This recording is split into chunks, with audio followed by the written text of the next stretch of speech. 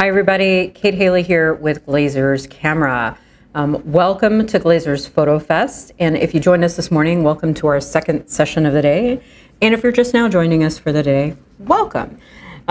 We are super excited to bring you Photo Fest again this year. This is our 13th year doing Photo Fest. And each year's probably been a little bit different. Obviously, over the past couple of years, it's been fairly different with a lot of online programming.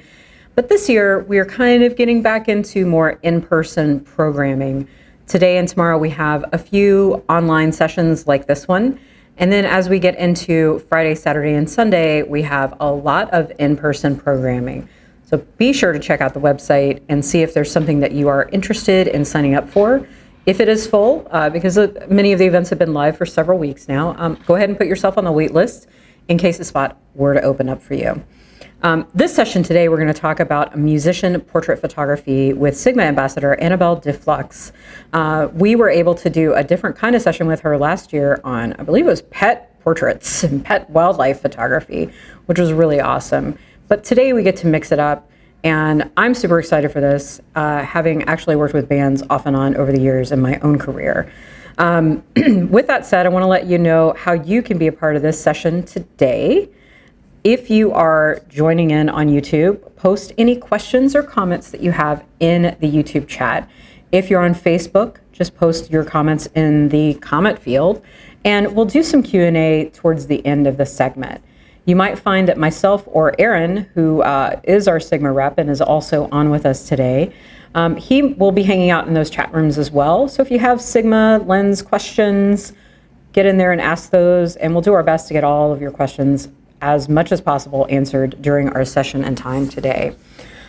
With that said, I would love to know where you're watching from. Are you in the Seattle area? Are you far, far away? Maybe you're in Australia or the UK or somewhere that's a little bit far away.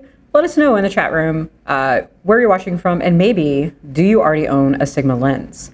I'll let you know one more thing before we dive into the presentation with Anabel, is that if you registered for this event, watch your inbox, as there are some super secret special SIGMA promotions that will be available Friday, Saturday, and Sunday during Photo Fest only. So that's this Friday, Saturday, Sunday.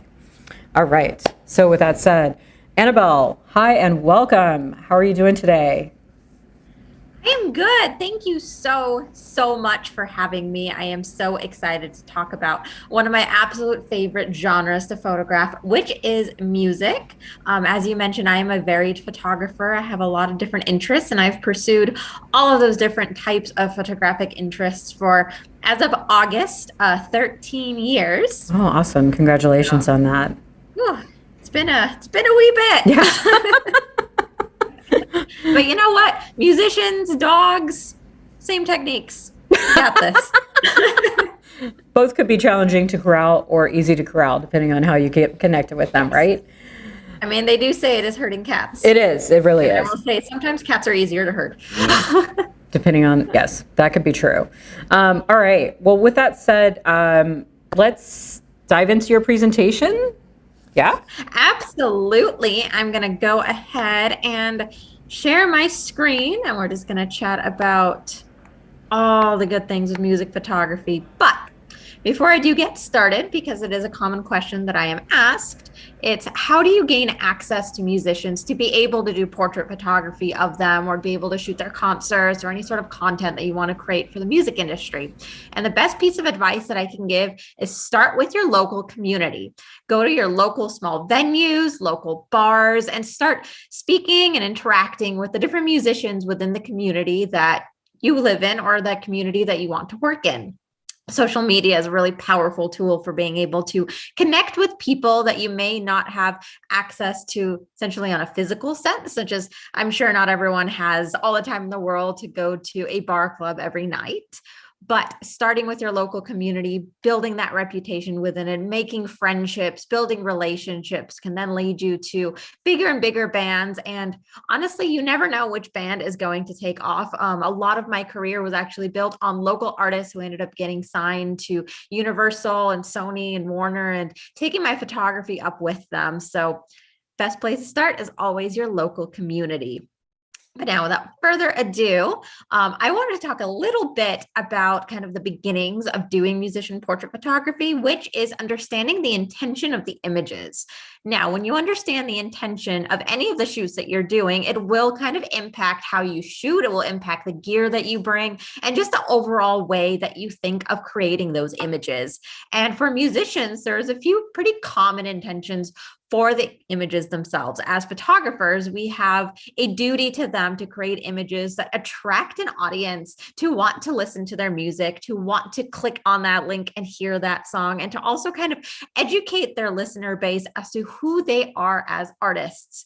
So as much as we look at music in the audible sense, a lot of music really is the visual sense. And that is where us photographers come in to help them be able to visually create the vision that you hear within the music itself. Now, most common intention for musician portrait photography is, of course, the promotional images. And what we reference with promotional images are the images of, say, solo artists or the entire band. It's a basically visual representation for anyone that is interested in their music or potentially is interested in their music to see who exactly they are. These types of images tend to exhibit their style, their idea, and kind of give you a concept of what the music is going to be like prior to actually even hearing it than your ears. And we'll get into a little bit about how genre of music changes the style of those images a little bit later. But generally speaking, we do start with essentially the promotional images, which of course are the kind of official images that introduce the audience into who this artist is. These images tend to be used in press releases. These images are used in posters and merchandise, social media pages, websites. You'll see them pretty broadly spread as, of course, former introduction to the artist themselves. But with the rise of social media, the next thing that pops up is social media content. And honestly, ever since kind of the whole COVID pandemic and the way that that's influenced music industries, that bands are actually relying even more on creating social media content than they ever were before. Because when tours were not able to happen, the best way for a band to have a presence was to continue being very active in their social media. And that's actually where a lot of that kind of music photography industry started adapting and changing a little bit. Where I was once capturing essentially just promotional images for, say, the record labels or the management companies or for the band's post up as their official shots, I am now also doing a lot of kind of more almost candid images or images to essentially just fill up their social media as well. That's why I started offering a package where it really is, we just spend a day capturing social media content that then gets spread out throughout a period of time. So those types of social media images still do the same thing as the promotional images. It still expresses who the artist is, and it expresses who the artist wants the world to kind of see them as, but in a much more candid nature. They're not as posed. As you can see with a shot like this, is just kind of more of a visual expression that then when people hop onto their social media and start to get to know the artist a little bit better, they get to see different sides of who this creator is.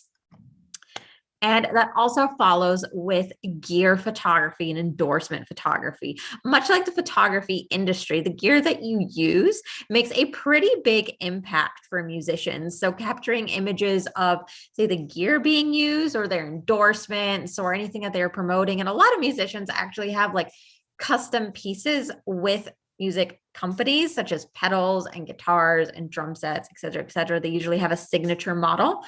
So creating these types of images is a different type of commercial photography, kind of mixes product photography with music photography. And you'll usually see these images represented by the companies that the musician is, well, repping, as well as, of course, on various promotional images, et cetera, et cetera.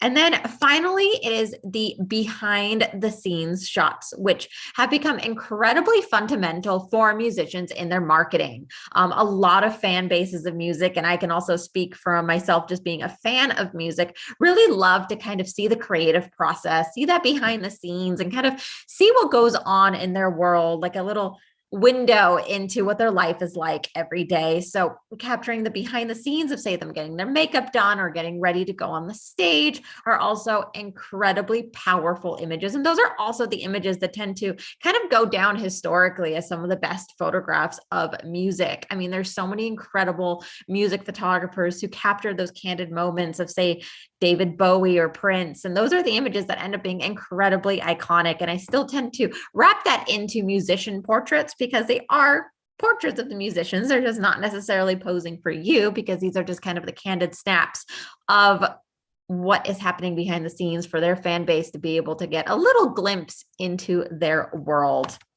And now understanding the intention of those shots and what you're trying to capture comes in with picking out the right gear, because at the end of the day, it all goes down to what it is that you are shooting, what it is that you are using, and how you are using it. And for me personally, with the musician photography, I am focusing on lenses that give me a lot of versatility. And what I mean by versatility, as in they have very wide apertures that I am then able to narrow as I need, but be able to still pull them wide open when I want to. And the primary lenses that I tend to take with me for my musician portraits are the 35 millimeter f1.2. It is a mirrorless lens from Sigma, and I absolutely love that lens for such a variety of reasons. First one is that 35 millimeters does tend to be a pretty nice sweet spot in focal length to be able to do a very large variety of images of the bands themselves.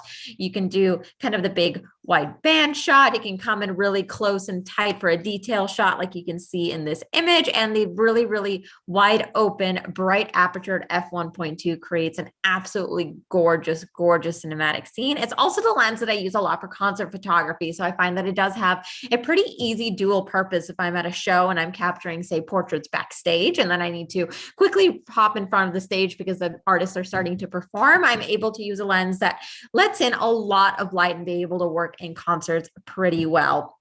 And then the other lens that I tend to bring with me is the 85 millimeter f1.4.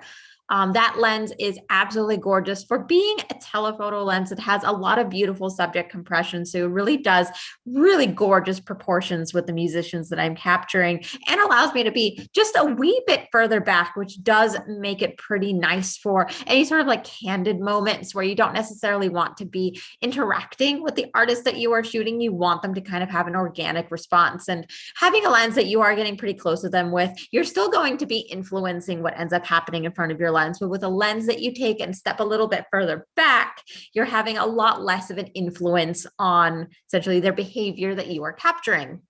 And then the other lenses that you will pretty frequently find in my kit is the 24 to 70.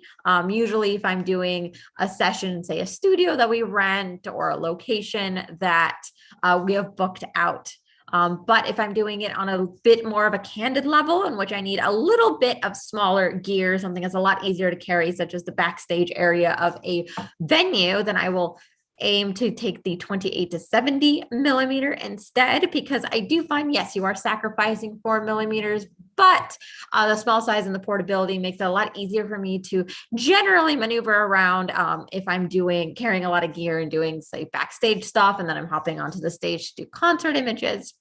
And again, all of these lenses tend to have wider apertures because, again, I do like to have the versatility of being able to narrow that aperture if I'm finding that there's a situation when I need to capture more people, or I want a lot more of that frame to be in focus. So again, looking for lenses that are pretty versatile. And in terms of cameras, really, for the promotional images, I do tend to shoot with higher megapixel cameras because it gives me a lot more control on the color grading front. I do a lot of color grading in my work. And they tend to handle low light a lot better. And a lot of music shoots do tend to be lower light. I mean, musician portraits, you do tend to have a lot more control of their light, especially if you do have the space to be able to bring in your own lighting. But sometimes you'll find those candid moments where you can't actually bring in your own lights for XYZ reasons. So having a camera with a higher megapixel count does handle that low light a lot better. And once more, when you're doing musician promo images, you are likely also in some capacity diving into concert photography. So having gear that works really well for both and is really versatile for both is absolutely incredible. But that also leads over to the settings. And the reason that I'm mentioning settings is that I do shoot a little bit differently from the way that I've seen other photographers shoot. And that's because I find that not all of the musicians that are in front of my lens are actually comfortable being there. So what I tend to do that works really well for me when I'm shooting those promotional images is to switch my focus mode on my camera to autofocus continuous. I believe it is called AI Servo in Canon, AFC, in Sony, Nikon. I mean, it's all going to be essentially a similar system under a different name per camera brand. And the reason I switch it to this is because what that autofocus mode does is that it locks onto your subjects and it continues to refocus as your subject moves. Now, the way that I shoot musicians, especially if they're maybe a newer artist or someone who's not very well versed at being in front of the camera, maybe not as comfortable being in front of the camera, because just because they, are incredibly outgoing and social on stage does not mean that they have that same comfort level in front of the lens. So what I tend to do is actually have them continuously move as I'm shooting them. And because they are continuously moving and just changing their poses and having organic interactions with one another, or I'm actually like yelling out ideas of things that they should do, I just keep snapping away. And that autofocus continuous continues to lock onto my subject and follow them throughout their range of movement, so that I'm not concerned about losing focus as they start shifting their position, as maybe they come a little bit closer to me, or they move a little bit further back, or they lean on one another and interact with one another. And on that same token, I also switch my camera to burst mode. Some cameras call it high speed continuous shooting. Other cameras just call it high speed. Basically, it's activating the frames per second capabilities of your camera and allowing it to just continue firing off shots as long as your finger is pushed down on the shutter.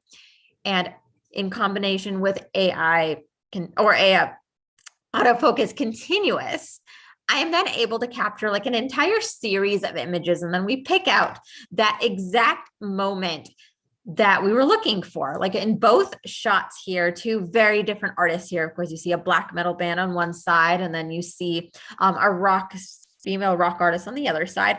Throughout that range of motion, we do find those absolutely incredible shots that display absolutely everything that that artist wanted to show, which is once more why I have them continuously move. And equally so, as you can see on the image to your left, a lot of her outfit and everything is flowing. That's because she was generally spinning. I was having her kind of turn. I was having her look over her arm. So you can see a little bit of that movement. And I really do love that movement in photography, because generally speaking, images are static. It is up to us to bring a lot of movement and life back into them, to make them really interesting and make them something that people immediately gravitate towards when they're looking at your shots. So allowing the artist to keep moving, and then having that organic movement of their clothing, having that organic movement of the hair, really adds a lot to that shot. And of course, that also leads us into the fact that lighting is a pretty big deal, especially in musician photography, because you can really set the mood with the way that you're working with the lighting, whether it's ambient light that you have available or it's studio lighting that you are able to bring in and utilize as you see fit. Generally speaking, lighting is also what separates photographers from one another, because the way that we handle the lights being so different between photographer to photographer really adds to the style of your images and who you are as a creative as well. So as you can see here, three very different images that are exhibiting very different moods, very different feelings, very different tones. It all has to do with the fact that the lighting altered all of that significantly. For example, going up from left to right, you see blue gels that add its own kind of mood to it. And then you see an overcast day as we were shooting an ambient light that was done again with completely natural light. I didn't add any sort of light to it, and it creates its own mood. And then of course you see a studio session, which studio lighting was used to create that feel and to create those shadows, and all of it once more really expresses who the musicians are and what you can kind of expect from their music as well. As I was talking about the intentions, our goal as photographers is to get people interested in looking into what kind of music they create, who they are. So creating proper lighting and lighting that fits the look that you feel the music has or the look that the artist has is a pretty big deal. And actually, on a funny note, the way that I kind of figure out the lighting for the bands that I'm capturing is that I will actually close my eyes. I will listen to the music, and then I will start thinking about the exact kind of colors that pop to mind and the exact kind of feel that pops to mind. Because, there's some songs you listen to and you feel a warmth to them because they do have like that optimistic, maybe even like summer vibes kind of an idea. And I feel that warmth. And I'm like, well, we should probably shoot during the golden hour because that's going to create a lot of that warmth. Or if we're shooting in a studio, we should do something that is pretty brightly lit, something that's pretty colorful. But then you listen to something that is maybe a little bit more gothic, a little bit darker. And then those colors that come to mind tend to be like slate grays and blues and maybe even some deep like burgundy reds. And then that gives me the idea of maybe those images should be a little bit darker. Maybe we should play more with shadow work. So I find that listening to the music ahead of time with your eyes closed and just sitting there and kind of soaking in what that feeling is tends to lead to creating the best lighting situations, the best color situations, maybe even the best location situations. And of course, bouncing it off of the artist that you are capturing. But I find that we're generally synchronized whenever I kind of pitch my ideas to them based on the music. They're like, oh, you know what? That is actually exactly what I was thinking. Same again with capturing natural ambient light, so many different ways to work with it. Sometimes you don't have the choice of when you're going to be shooting because you usually have a very small window, and that's the case. And I will, of course, bring in some artificial lights and try to work with what I've got. But generally speaking, if you do have the choice of when you're going to shoot, then I would definitely base it off of how that music makes you feel and exactly what pops to mind when you hear the songs or the collection of songs. And to talk about one of my favorite lighting arrangements, because actually these two images have the same exact lighting arrangement, except on one image, I gelled one of the lights and I didn't do that in the other image. So what this is I just call it the reverse triangle arrangement. You have two lights directly behind your subjects on either corner of them, and it starts angling towards them. And that's actually creating that rim light where you can see the highlights in the hair, and you can see on the leather jacket, you can see some of that white light. So you can kind of figure out where I put those backlights. And then we have one light directly in the front of our artist. I use an octagon softbox because it creates those natural catch lights in the eye. And I will raise it above the subject and point it down at about a 45-degree angle and basically just fill everything in. So what you have here is that you have your artist being pushed off of that background pretty significantly, because for lighting, what I find to be the best kind of lighting for just in general portraiture as a whole is what a lot of people tend to be attracted to, is that you want your subject to have that perfect separation from the background. You have to have pushed them off. The way that you push them off is either to light your subject independently from the background or to light that background independently from your subject. The way that I prefer to do it, just because the lighting tends to be a little edgier. And again, it does show off really cool hair. It shows off really cool style. And you'll find that a lot of artists, if you're in the kind of in the rock and the metal genres, which is the genres that I tend to work in the most, they're going to be wearing darker colors and they're going to want a darker background. So you're going to have to push them off without making them look like a floating head. And the best way to do that is to have that rim lighting from the two lights positioned directly behind your subject, angled at a diagonal towards them to once again create that beautiful rim and push them off.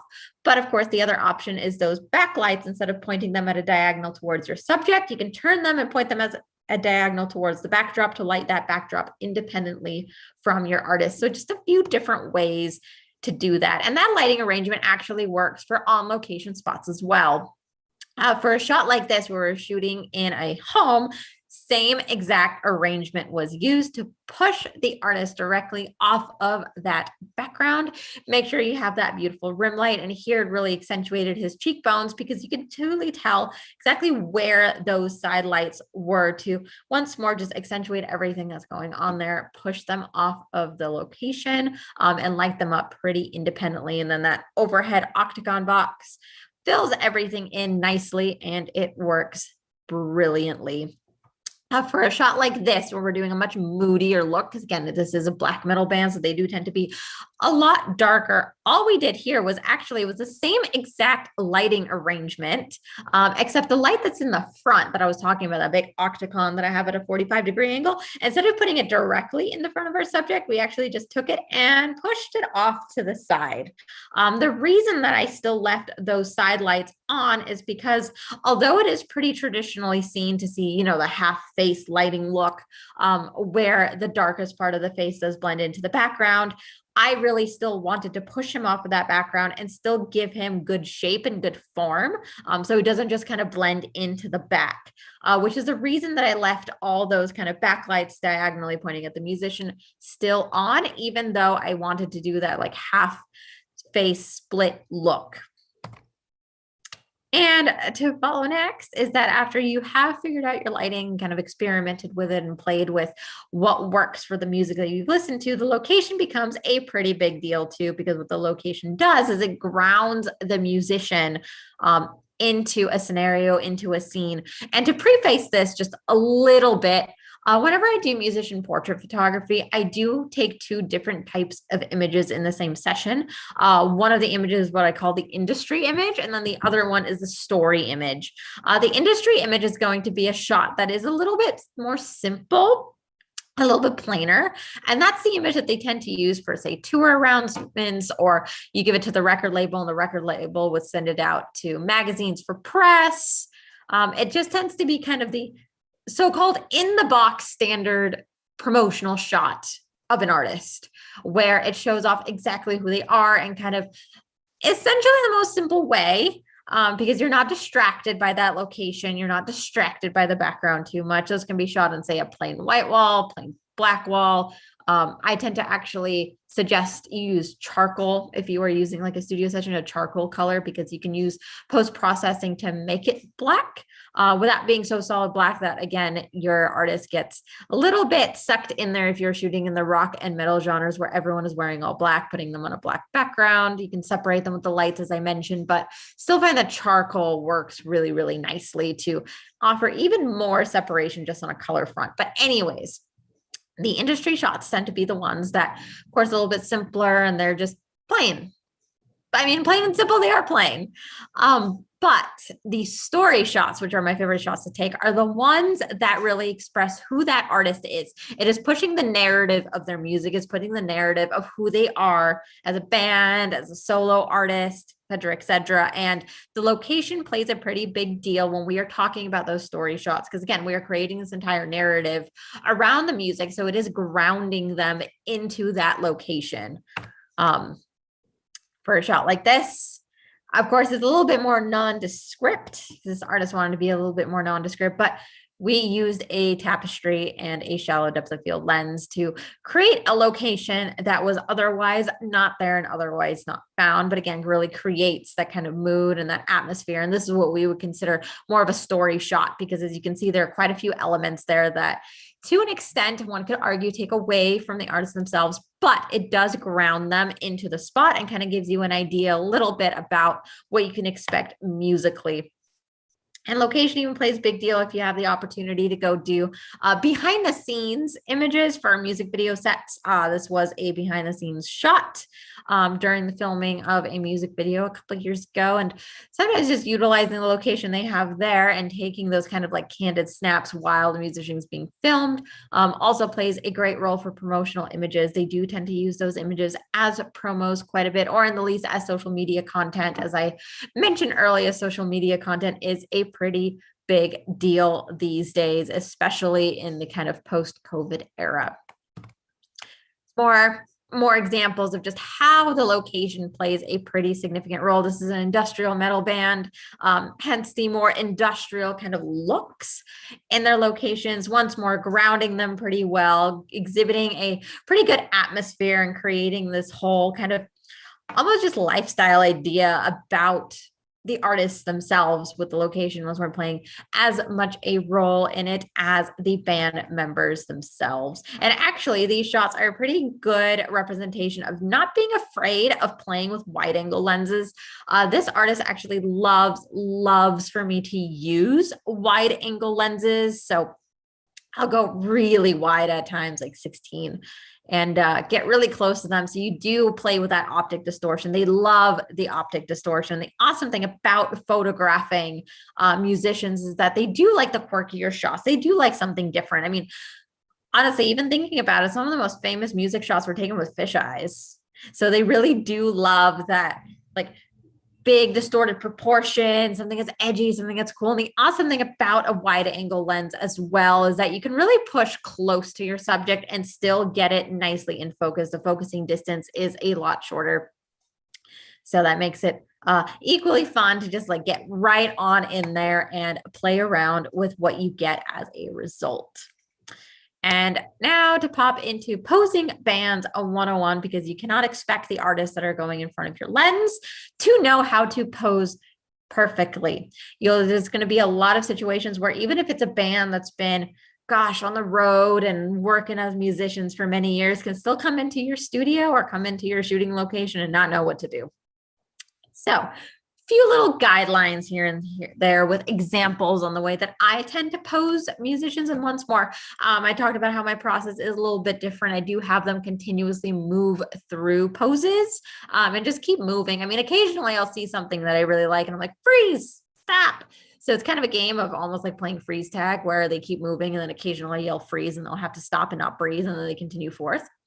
Makes a pretty fun experience, actually. Makes it pretty entertaining on both sides, but generally speaking, when I'm watching the way that my client is getting in front of the camera, the way that they're posing, if I see that they're starting to run out of ideas and or they maybe never even had ideas to begin with, is when I will start yelling out things that they can do that just kind of pop to mind. But generally speaking, before I even kind of get into specific band poses and showing some examples, chins up. Generally, you want chins up. Creates a really nice jawline. It eliminates a lot of the shadows under the neck, especially if you don't have a reflector that's kind of bouncing that light back up. And it makes for a very confident image. Of course, everything in moderation. You don't necessarily want them to hike their neck so far up that it just looks absolutely abnormal and obscene.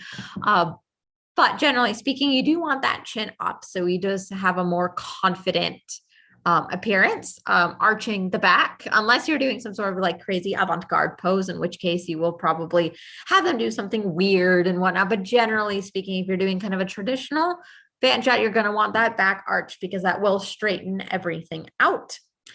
So those are the two things that I kind of always keep in mind when I'm posing people. Oh, and cell phones, keys, all that out of pockets. It is a pain in the butt to Photoshop.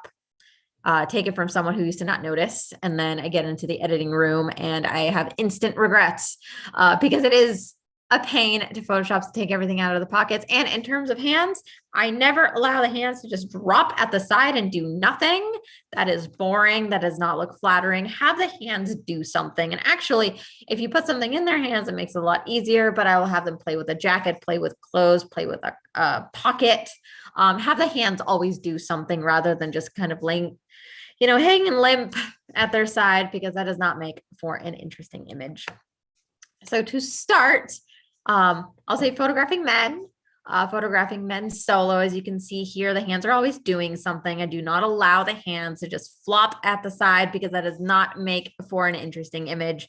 I do love a lot of eye contact and kind of, especially once more, since I did say I work with a lot of rock and metal artists, that kind of like deep eye contact is super, super cool in those types of images. But usually how I make them move through the poses, that I'll have them do kind of direct eye contact with me, do something with their hands, and I'll start telling them do something else with their hands. Maybe you grab at the wrist, maybe you cross, maybe you play with the hair a little bit, and then I'm going to have them start looking around, turning their heads a bit. And of course, as you're snapping these as kind of a series. If you were to put them together, it would look a little bit like a film. And then of course you can pick out kind of those perfect moments. So I kind of change between having them do eye contact with me to having them kind of look away, but still you're going to find chins up, generally backs arched, because it does create for a much more confident looking image.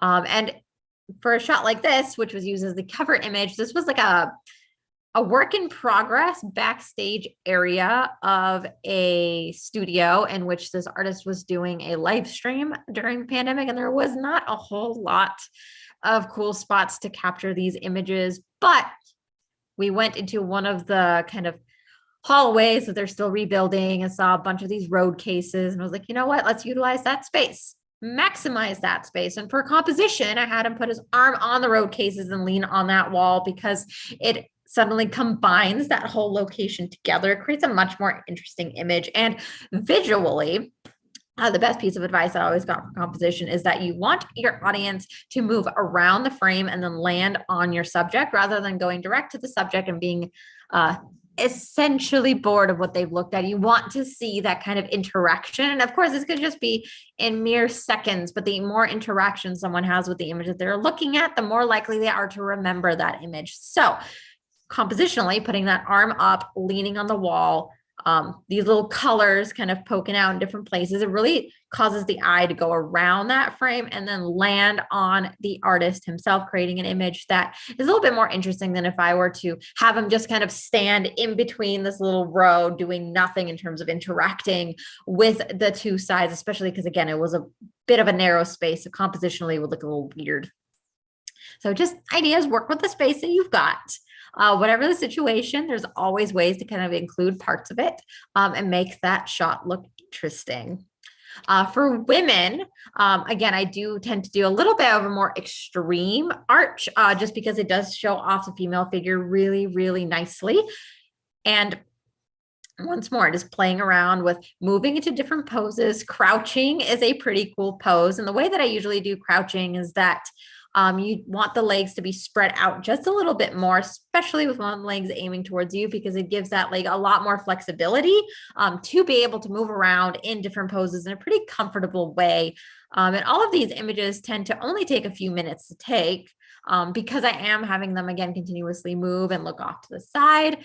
As you can see in the image on the far right, we had a lot of wind, and that wind actually made her haircut look so darn cool throughout that shoot. So we were just going with it, even though it was a little uncomfortable. It was like flying all over the place. It was crazy, but it created a lot of movement and life to that shot. So whatever the situation throws at you, just go with it. Just keep going. Same with photographing any artist that has something as a little flowy, maybe a little bigger. I tend to have them grab it and throw it to create that movement and life to it. Once more, autofocus continuous, first mode. Have them just grab the dress, throw it up, captured as it falls, creates such a beautiful rhythm to the shot, so much movement, and is immediately an image that tends to be very attractive to look at. Now, in regards to posing with instruments, that's where things get a little funky because, again, I don't play an instrument, so I'm not the one who's kind of well-versed in the way you're supposed to properly hold it or the way you're supposed to use it. So the way that I look at those images is how do we make it interesting and how do we make it look a little bit different from the way that everybody else shoots those same instruments. So usually I just have, especially for guitarists, have them just swing the guitar around in various ways, whether it's putting it on their shoulder, whether it's pointing it towards you, showing it off, pushing it towards the camera, taking it away from the camera, or they can even just actually start playing and it's like you're shooting a concert in a situation where you can control the lighting. So that does make it a lot easier. But I do have a tip for guitars, basses, musicians that tend to have reflective qualities. If you are capturing with studio equipment, lean it forward just a little bit so you can kind of eliminate a lot of that reflection because instruments that do have a lot of reflection on them don't tend to look too attractive. And the main thing is to make sure that you can clearly read the headstock of these types of musical instruments, because that is the brand that has created, say, the guitar or the bass. And it becomes very, very important for an artist, whether they're endorsed or not, to show off exactly what brand is helping them create the music that they are playing. So making sure that that's pretty easy to read by eliminating the reflections or making sure that's in focus can be pretty fundamental. And this actually runs for both concerts and portrait photography. It's more an example of shooting musician who is just playing and kind of like jamming as I'm shooting, makes for great shots. Is also a great way to start a photo shoot with an artist who may not be too comfortable with the cameras, that I usually just make them by default go into a safe zone or a comfort zone, which is playing their instrument. I was like, just play to me. And then you get a free concert. So it's like a win-win both ways. Now, when I'm photographing duets or duos, probably my favorite compositions ever. I love photographing two band members together. It is so much fun because you can really create this incredible narrative and like this incredible relationship between the artist and your shots. And compositionally, it becomes so incredibly cool. I love playing with levels. For your shooting duos, I do suggest playing with levels, have one taller than the other in various ways. And the way that I tend to do compositions, especially again for just two musicians that I am putting together in one shot, is to think of the composition in a box. This is especially prevalent with the fact that social media does tend to favor square formats. I know that's not essentially a traditional format that we tend to look at, but it does favor square formats.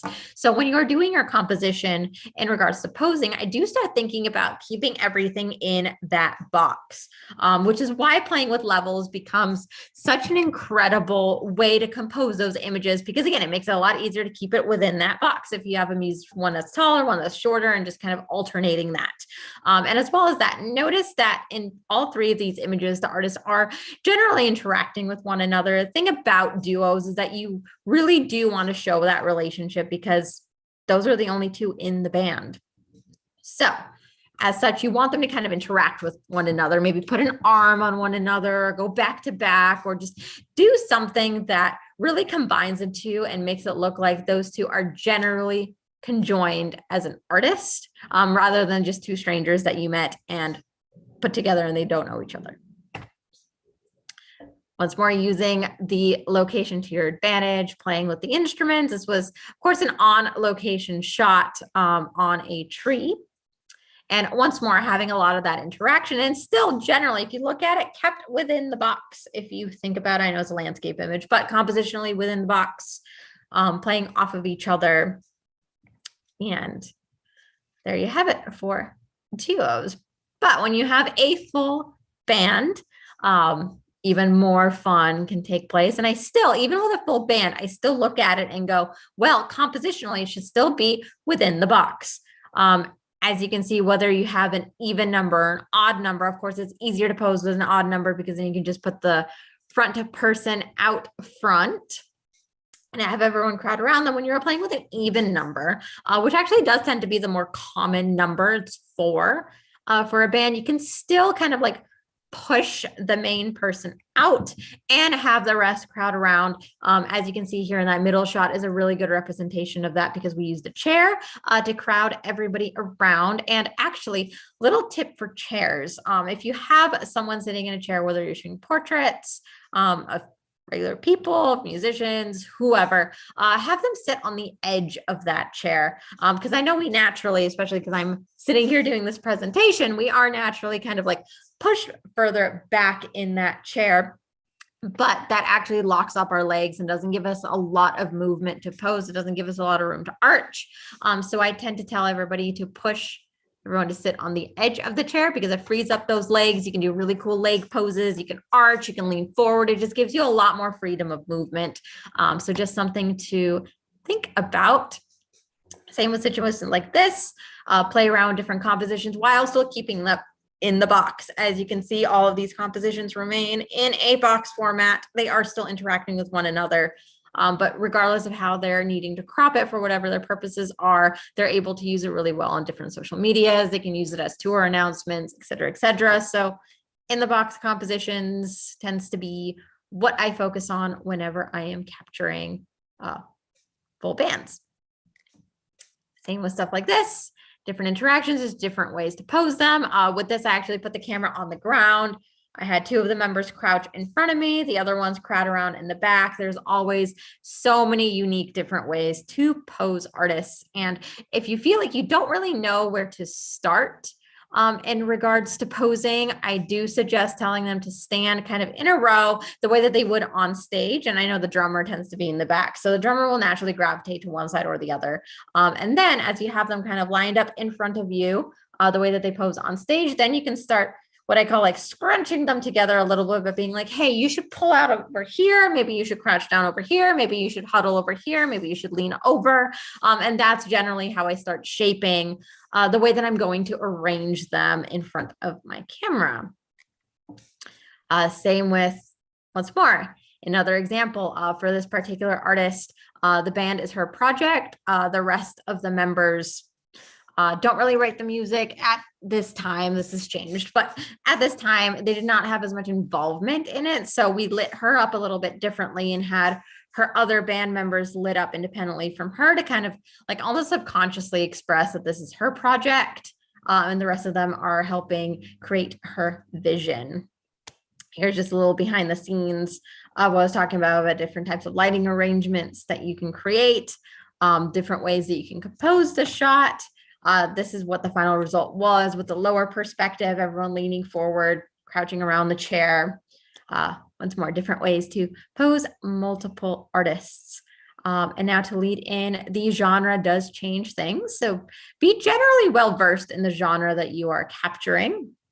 I highly suggest looking at kind of, not to say leaning on a stereotype, but there are general characteristics that are associated with the different genres of music and kind of researching them and seeing what it is that has an audience member look at that image and go, oh, I know what that music's going to sound like. For example, metal, rock just tends to be a little bit more desaturated in color. I mean, the way that the artists are posing tends to be a little, say, tougher. The locations tend to be a little bit grungier, and it immediately kind of gives you an idea of what that music is going to sound like, because characteristically, that's what's associated with that genre versus something like pop punk, which tends to have a lot more excitable energy about it. Like it's all about dancing and moving, and the colors are a lot more vibrant, and you can kind of feel it a little bit differently in that regard. Versus country, and indie, which tends to have a lot more yellow tones. Like there's a warmth to that kind of music, and characteristically, even in the outfits and maybe the time of day that you're capturing, everything is kind of warmer, it's brighter, it's not as, say, like desaturated and blues and darks of metal, for example. Pop music, vibrancy, lots of really, really bright colors. I mean, look at the way that the artists, how they do their music videos for a lot of pop artists these days, or what they wear and how they dress, and just what you think about when you think of their music. It tends to be a lot of vibrancy versus, say, a dark pop artist that might have, again, some of those darker tones, getting a little bit moodier, having a lot more blacks and having like those like really deep, rich blacks, while still not being as desaturated as metal, because in general, the pop music tends to be a lot more saturated and still have a lot more color to it.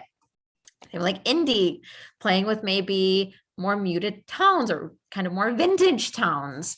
There are so many different kinds of characteristics associated with each genre of music that, of course, you don't need to fall within that stereotype. You don't need to create exclusively what that stereotype is telling you to make, such as, the hard shot on a brick wall and stuff. Like, you don't have to do that, but there are characteristics that you do generally want to kind of push into your music photography, just so the people that are looking at those shots have an idea of what it is that you are trying to represent. And finally, the awesome thing about musician portraits is that you can play with so many different kinds of concepts. You can play with your imagination. There are no rules here. And if anyone's going to be susceptible to a crazy idea, it will probably be a musician. So whatever ideas you have, just bring it forth, play with it. Create an entire story in your images, create an editorial if you want to in your images. There's so much you can do. There's so much freedom. There is absolutely nothing is kind of off the table. Just have really good communication with your client, figure out what it is that they want to see, figure out what you want to see, and then work together to create really eye-catching and iconic images that you might not see in other types of photography necessarily. So once more, nothing's off limits. Totally cool to play with a lot of different ideas and let your imagination soar, and generally let that music, let what you're creating kind of guide you in the direction of what you're looking to capture to represent the sound that you are hearing. And I think we're actually kind of right on time to answer a few questions. Well, that's what I just asked in the chat room on YouTube if there were any questions. And so I'm scrolling. I know there have been a couple of chats about lenses with Aaron, of course. But does anyone who's tuning in have any questions? I love those last few images. Devin has a question. The outfits while you're shooting. What? Her outfits when she's shooting. Oh, okay. So do you have any BTS of how, like, what do you wear when you shoot? Devin wants to what do I wear when I shoot? Oh my gosh, I have so many different things that I tend to wear, but usually we tend to wear all black, just totally plain all black. Yeah. The reason is that a lot of my promo images do tend to happen before concerts. And when you are capturing those shots on stage, you want to wear the stage blacks. Yeah. So that you blend in. Right. And you don't like, oh, there's a random photographer wearing bright pink running around the back of the Right. stage. Well, there's also the whole, like, you know, when you're working with lighting, like I would not wear this color for a portrait shoot with lighting because it can potentially reflect onto the scene. I normally wear white. Yeah. So I normally wear black. And but also avoid white on a practical front, because I can't say that a lot of the locations I've been shooting in are necessarily clean. Right. I do tend to come You home got a with little scotch industrial and dark. edge. You have a little industrial edge for sure in a lot of that stuff. Black. Okay, let's see. So is there, like, in your shoots, has there been one that really challenged you? And kind of what did you learn from that challenging experience? That sounds like a little bit of like an interview question, right? Ooh. Like, There's so many. The main thing is because even if you've been shooting thousands and thousands of photo shoots through your life, every single shoot is still going to teach you something. Right. Even if it's just like a tiny lesson, you're like, oh, I can do that better. I can do that different. right. But funny enough, probably the most challenging shoot I ever had, I was on tour with a band from Finland. And, you know, throughout that tour, we were always doing these like little behind the scenes photos. And we had this rhythm of like every backstage area, whether it's a cruddy backstage area or not, we got to get this full band in there. And there's like 5 of them. And we were in it's a massive venue. You would expect it to have a significant backstage area. It was like a closet. It was tiny. And we had to fit 5 people in there for a photo because I was like, you know, we can skip this. No, we're doing it. I'm like, okay. So it, like, I guess we're doing it. Yeah, it's like someone's apartment in New York. It's no problem. It's fine. Pretty much. It's like you're squeezing everybody in, and I'm realizing at that very moment that I did not bring a wide angle lens on this tour. Oh, And that would have been my helpful. 35 was not wide enough. Mm-hmm. So I ended up stitching some of those images together. And to add insult to injury, my flash went out. No. Yeah, you got to have more than one light. Like all these stacking things. I was like, "Are you sure you want to do this?" And like, yes, we're doing this because we've done this to every single venue. Right. I'm like, okay. So raw mode, lots of denoise, and we made it happen. I ended up essentially stripping that shot of its colors and just putting in new colors that I thought were a lot more attractive. Okay. We made it look very much not the way that it looked when we were there. Well, that's also So the artistic side. Yeah, there's the post-processing. You got to be creative, especially because you have to also remember that the musicians you're shooting, they're not photographers. They don't know what they're looking for. Right. And they don't know what you're looking at. So they look at a space being like, well, it's a room. We can shoot in a room.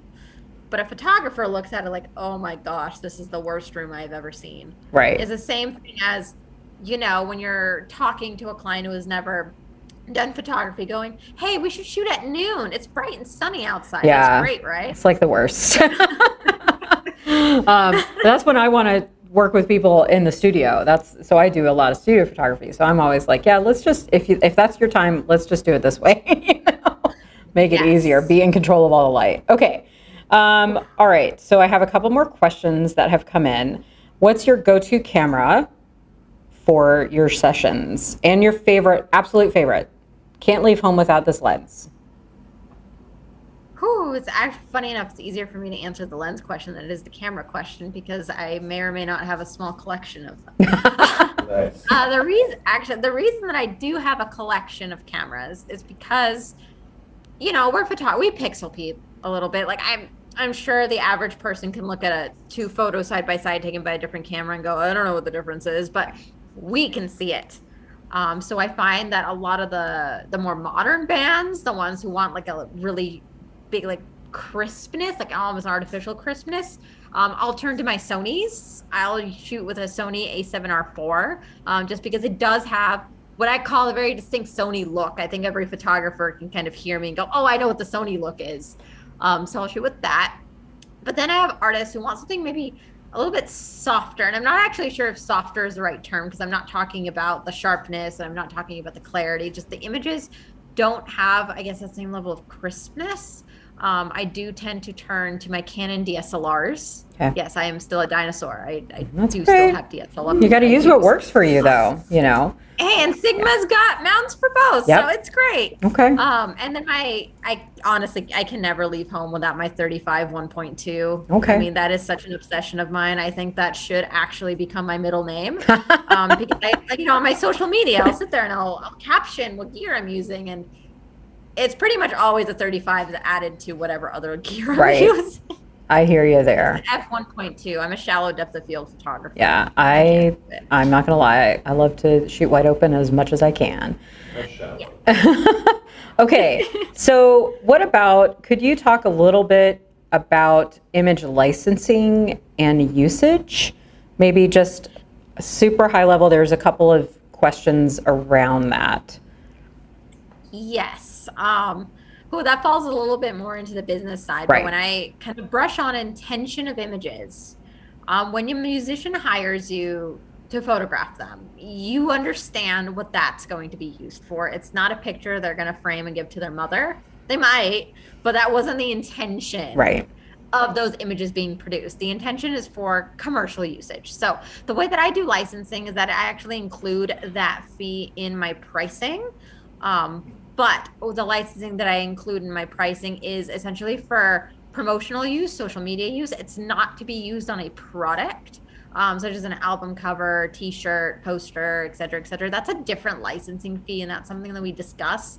Before I ever book a session with a musician, I will sit down with them. We have a conversation about what those images are needed for in totality. Yeah. For example, are these images for magazines? Right. Are these for products? And in terms of the fee, that is very dependent, I find, on the level of musician they are, and you kind of almost estimate what kind of revenue they can make off of your work, because essentially you want to be fair to yourself. And there's so many different ways to tackle it. I prefer to do a flat rate rather than royalties, because royalties is going to require you, for the most part, to have a legal team monitoring. It's great for essentially high-level artists, but it's a lot. I've done that in the past with higher level artists where it does make more sense to do it that way. But generally, I like to do the flat fee. I still like to really support a local music community, and flat fees tend to work a lot easier for them too. Right. Because I do want them to have the opportunity to flourish, be able to sell their albums, sell their merchandise, get that money, like continue being an artist, especially since COVID really, really damaged the local scene of musicians. And they were struggling prior. Right. But now they're really struggling. Yeah. So it's kind of that balancing act. And I would just say that if you're curious about trying to figure out like what you should be charging if you're exploring this genre or any kind of commercial photography, there's great resources out there like ASMP to start figuring out what your pricing should be. So definitely, we wouldn't be able to dive too deep, much more than we have now on that topic. Okay, one more question. This will be our last question because we do need to wrap this up.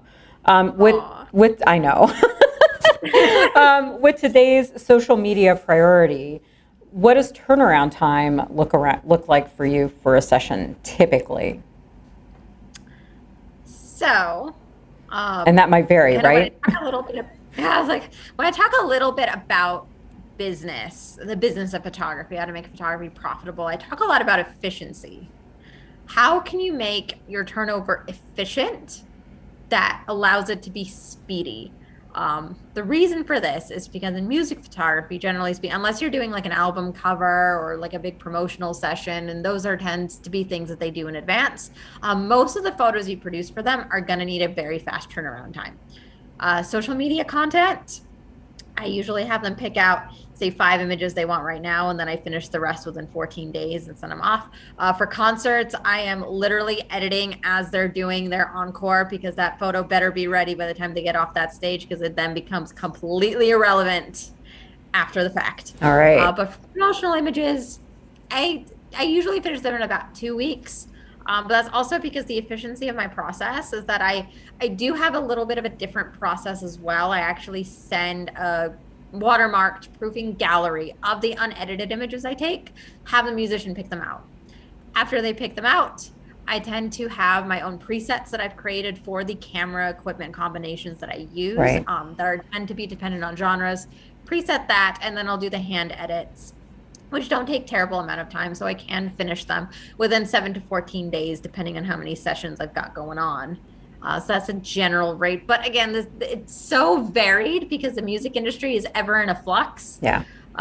It changes so much. Right. No, that makes sense. Okay, that's all great advice.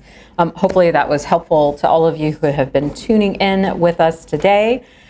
We will go ahead and wrap this session up. Anabel, thank you so much for your time and energy and all of that fantastic information.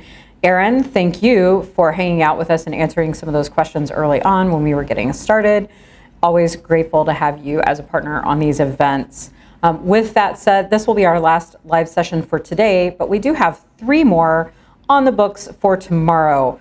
And they will be pretty awesome, just like this one, with some different brands and different genres of photography. So if you're curious what's up tomorrow or for the rest of the weekend, head to Glazer's website, glazerscamera.com, and go to the PhotoFest page to see all the details and programming. One more thing before we go. Again, if you registered for this session, check your inbox for super secret special SIGMA promotions that will be active Friday, Saturday, and Sunday during the PhotoFest sale. All right, everybody, we're signing off for today. Thank you for joining us, and we'll see you online tomorrow. Bye. Bye.